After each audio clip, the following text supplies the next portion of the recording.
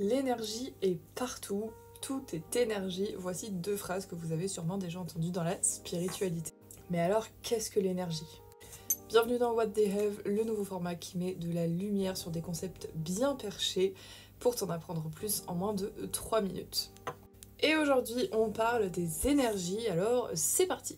Les énergies, on en entend parler partout dans le monde matériel et on a l'habitude à ce concept d'un point de vue scientifique. Car en science, l'énergie est définie comme, le caractère d'un système matériel capable de produire du travail. Voilà. Exemple avec le nucléaire, le thermique, l'électrique, etc. Donc pour simplifier, c'est ce qui permet de mouvoir, donc de mettre en action et de produire, donc de créer.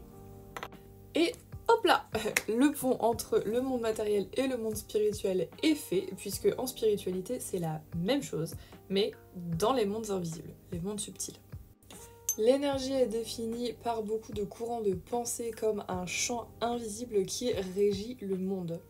Ce champ invisible serait relié à toute chose et à tout être, et aurait donc la capacité de mettre en mouvement, d'animer, d'insuffler, de créer la vie.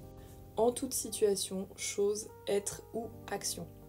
Toute énergie est alors une formule qui permet d'expliquer l'interconnexion de toute chose dans l'univers. Cela permet aussi d'expliquer que chaque pièce du puzzle dont nous faisons partie sert quelque chose de bien plus grand dans son ensemble. Alors la question comment toutes les choses peuvent être interconnectées sera répondue dans une prochaine vidéo. Quand je parle de toutes les choses que tu ne vois pas mais qui appartiennent aux mondes invisibles, au monde non matériel, au monde subtil, au monde énergétique, tous ces termes-là veulent dire à peu près la même chose.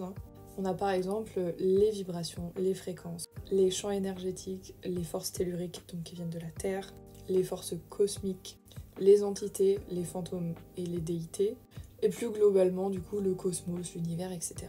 Mais on a également le prana qui est ta force de vie, ton âme, tes émotions, ton intuition, ton ressenti, etc. Tout ça, ça fait partie du champ énergétique.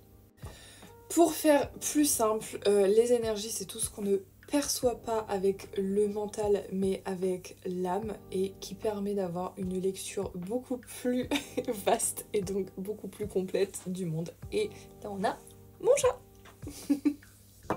Comme d'habitude, je vous invite à faire preuve de discernement sur les concepts spirituels et autres. N'hésitez pas à en débattre en commentaire, lâcher un pouce et vous abonner, ça fait toujours plaisir, et à partager si vous aimez le contenu que je propose. Je vous dis à très bientôt, prenez soin de vous, ciao ciao.